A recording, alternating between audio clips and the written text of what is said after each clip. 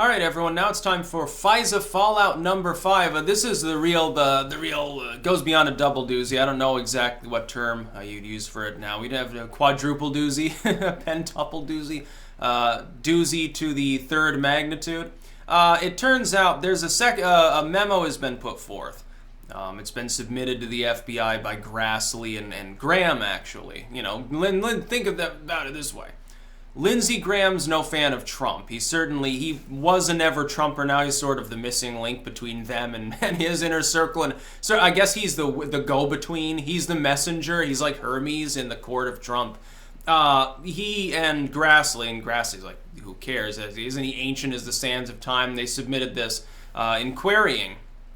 And apparently there's a heavily redacted portion of a bit of material on the subject suggesting that Christopher Steele was receiving material for his, submissions, I guess, to the Fusion dossier or whatever, from a foreign source that was funneling them to him through the Clintons, literally through Clinton loyalists, not just loyalists, but actual people working for the Clintons at the time. And that it may have gone through the Obama State Department as well. Now, if this is the case, that would be so much worse than the Fusion dossier simply being handed to the FBI and some rogue agents or people who talk to the Clintons saying, okay, well, we're going to get a FISA warrant. That's a total misuse of the FISA and surveillance system. Suggests wide sweeping corruption in the FBI. That's bad enough. Think about it. This would be worse. This would be, yes, this is apparently, if true, this is evidence that the Clintons themselves and maybe even people right next to Obama somewhere, what's her name there? That one Loretta Lynch, speaking on the tarmac with Bubba Bill. I wonder what they were talking about. It would be evidence that these people were actually coordinating to usurp our democracy in a direct fashion. The Fusion GPS sort of memo itself suggests corruption, but it doesn't necessarily mean that Clinton herself or Obama himself were aware of what was going on. It could be loyalists on a much lower level. It doesn't even name anyone specifically close to them in their staff necessarily. This would show that's actually not the case and that worst is worst, and that it was them themselves. They were fully and acutely aware of this situation. They had to have been. People that were very close to the Clintons would have had to have been involved. At the State Department level, the same with Obama. That would be an attempt to usurp our democracy, and that would also show that a sitting president did indeed misuse his powers, should probably go to prison for it. It might necessitate jailing Obama. Unfortunately, doing that would cause civil war in this country, so it's probably not going to happen. But it would suggest, this appears to be how Trump intends to drain the swamp. It appears to be that he intends to take this material showing significant wrongdoing by various political figures, force it to be aired out in some form, so that basically it becomes impossible for the deep state to respond. Therefore, he gets his mandate and he can reform the system, in his image. The problem being a lot of people are still convinced, and here's where we've got to understand perception over reality. I perceive Trump as better than maybe the deep state. I perceive Trump as perhaps more honest than these people. People who backed Clinton don't. They would be extremely angry, possibly to the point of worrying about the loss of their own country if that were to happen. You'd see violence. Absolutely. That's why the stock market's sliding right now. It's because investors are no longer sure that this is a nothing burger. If it were a dud, if they were convinced that this were a dud, that it didn't matter, the memo's like bonk and fuck it and who cares, if they were convinced of that, they would still be investing right now and the stock market wouldn't be down, 1,500 points in 2 days. That's what's causing the instability, I can tell you that. By the way, if you read 1900, The Last President, there's some more overlap there. You should definitely read it. I edited a version of it. There's another version on there that I believe is just a scan, and I think it costs twice as much. But you should read it. It's a little bit mimetic now, isn't it?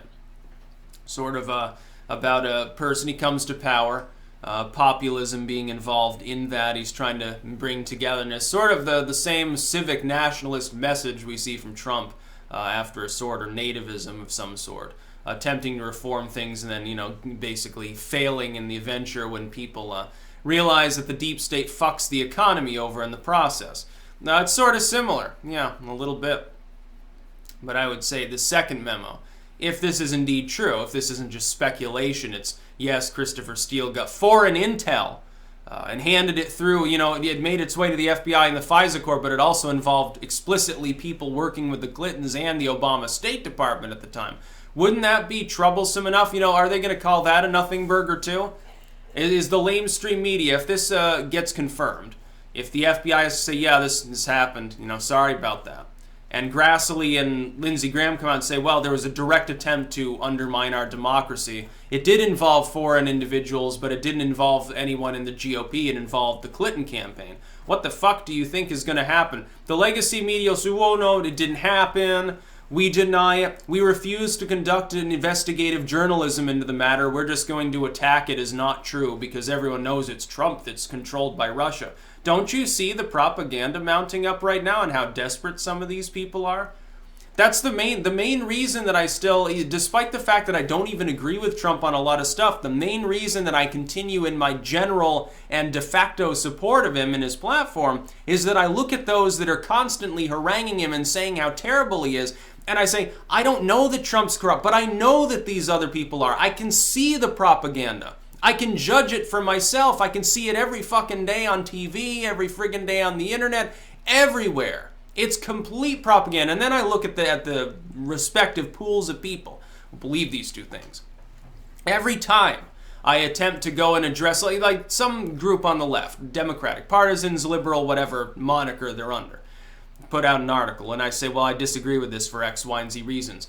The first response I usually get is, Russian troll bot, report the account. Everywhere you go.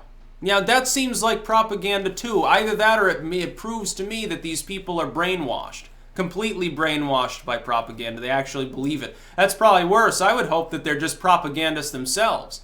That they know that what they're saying is false. At least then they would still be intelligent. Slimy, underhanded, and dubious, but at least intelligent. They're possessed of rational thinking skills. It's a difference.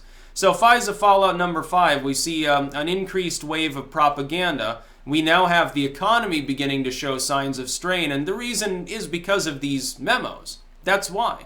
Also, in perhaps more lighthearted news, the Democratic memo, sort of the response to the initial release by Nunes, is going to be released now too. House Intel voted to release it, which is good. People have a right to read the Democratic rebuttal, you know, wrong as it may be. Now, I believe Trump has to sign off on it. You know, why not? Let him, he should do that. Let them, give them enough rope to hang themselves. Because we know at this point, I'm fairly convinced that the left is in the wrong on this issue. And that the right is in the right, which is hilarious to me. It's hilarious, especially because I would have called myself a liberal 10 years ago, you know, back when liberals existed and were actually liberal. Now, of course, there's something totally different. Now they're just authoritarians. They're greasy. They like to abuse other people and tell them what they can and can't think while being a good human being. They like to play nanny state. They've extended it beyond economic realm and guns into the realm of thought policing itself, which is funny because it's what they fought against under the Bush administration. So yeah, this memo is going to be big. Yeah, if it's getting sent through, they're going to get a response. If they come out and they file off another memo to the American public saying, yeah, basically what happened is this. Christopher Steele, who was, you know, foreign intel anyway, got info both from a CIA asset working with Infusion GPS and from foreign sources, maybe from Russia, maybe from Britain. It's not entirely clear yet because he was British intelligence, but, you know, who knows? Maybe the Russians were helping the Clinton camp. And he got funneled info from this foreign source by Clinton loyalists. And then he wrapped it up. He fed that info to the lamestream media in order to use that as sources for his own dossier, both to get a bunch of money, number one, and to fuck with the FBI, number two. The FBI then, either because of corruption or stupidity, filed it off as actual evidence to the FISA court, despite knowing and even disclosing the fact that Steele had political motivations, and the warrant was still granted because the FISA system is totally broken. Oh yeah, and by the way, we accidentally spied on, you know, the person who's now the president of the U.S. Yeah, the president of the United States' personal correspondence is on file in some server somewhere at the NSA's headquarters. Whoops, we're sorry about that, people. What do you think would happen to the economy after that was revealed? I think it'd get pretty dicey, and I think that probably the lamestream media would blame it on something else that Trump happened to say in the past 48 hours when it happens. Oh, Trump said that he has stopped eating hot dogs. This is obviously evidence he's dying of stomach cancer, so, you know, everybody panic. They'd probably do that too. It's the way they operate now. That's about all. Peace out.